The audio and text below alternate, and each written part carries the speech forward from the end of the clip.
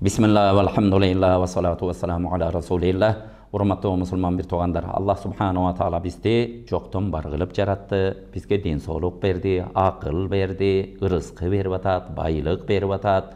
Jaşoğuzda jirgalçılık jaşoğu berip atat, üyüzge çuruldagan baldardı berip atat. Bardığına şükür deydi. Bir urmatlı bir toğan şunu oylanalı.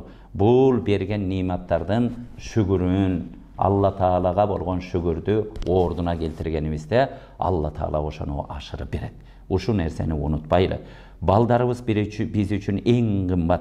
Bardık tapkan dünyabızdan dağı uşu baldarыбыз biz üçün kımbat nerse.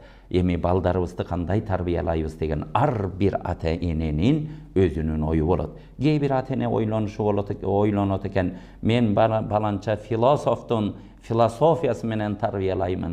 Men balança sayasatçının oyu pikiri menen tarbiyalayman dep durup uşunday jolдорду da tandap alat eken. Birok sizlerge nasihat urmatlı bir toğan meyli balаңыз жақшы юрист болсын, жақшы финансист болсын, жақшы экономист болсын, жақшы укук коргоочу болсын, жақшы мугалим болсын, ким болса ал кесибин өзү тандап алат.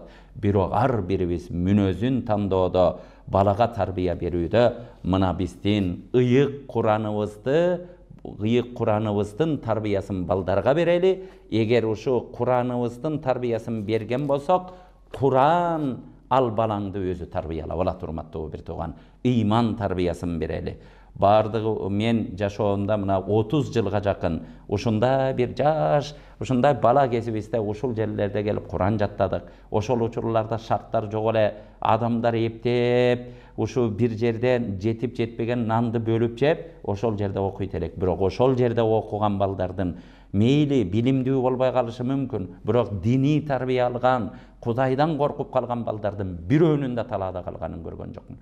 Жок дегенде базарда иштеген акчасын да ата энем бар, Кудай ата энени сыйла деген, кошунам бар, кошуна менен жакшы мамиледе бол деген, коомго жакшылык кыл дегенде бардыгы чуркап жүрөт. Бир талаада калып, бир селсаяк болуп калган бир баланы көргөн жокмун. Бардыгы ошо айылдардан, дыйкандын, чабандын, трактористтин, кембагалдын балдары эле. Бардыгы ушундай жакшы жашоодо тарбиясы менен мечиттерде жолугабыз. Бирок ошол учурларда адамдарды басмырлап, биз өйдө турабыз, biz ушундай моданы жакшы көрөбүз, biz байбыз, biz Европанын тарбиясы менен тарбиялайбыз, biz Американын тарбиясы менен тарбиялайбыз, biz философия менен балдарды тарбиялайбыз деген канчалаган инсандарды көргөм, канчалаганын кор болуп көчөдө нанга жетпей ар жерде адашып жүргөнүн да жашоодо көрүп атам урматтуу бир туган. Ошон үчүн балдарыбыз бактылуу болсун десек, жүрөгүндөгү ыйманга көбүрөөк аракет кылалы.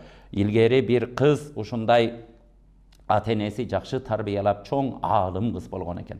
Ошол киши айткан экен, атам ушундай адам эле.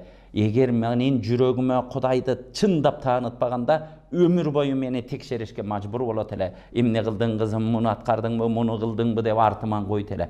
Бирок атам мага жүрөгүмө Кудайдан коркууну киргизди. Алла Таала дайыма текшерип турарын ушундай кичикей кезимде ошону жүрөгүмө сиңирген экен. Дайыма мени текшерип тура турган, дайыма менин үстүмдөн карап тура турган зат экенин билип туруп, мен эч убакытта камчы салдырбадым деген экен. Урматтуу бир туугандар, балдарыбызды ошон үчүн Кур'ан жолунда, иман жолунда тарбиялайлы. Алла Таалам бизге жардам берсин. Мунун жолдору азыркы Кудайга шүгүр, остановка сайын мечиттер болду. Көчө сайын мечиттердин ичи толтура аалым болду. Карасаңыздар, ушундай Кудай Таала берди. Түрлөгөн китептер, арабча, кыргызча, орусча балдарыбызды жок дегенде мүнөздөрүн, пайгамбардын мүнөзү, динди таанытып кое турган болсок, эч убакытта урматтуу бир туган баланын азабын чекпейбиз. Балдарыбызга эң чоң белек бул дүнүйө особняк үйлөр эмес, чоң машинелер эмес, бир туган. Бул эң чоң белек, иман белеги, дини тарбия, балага дини тарбия берип кое турган болсоң, болду эки дүнүйөдө иншалла мен бактылуумун деп сескин. Алла Таалам бардыгыбыздын балдарыбызды тарбиялуу кылсын.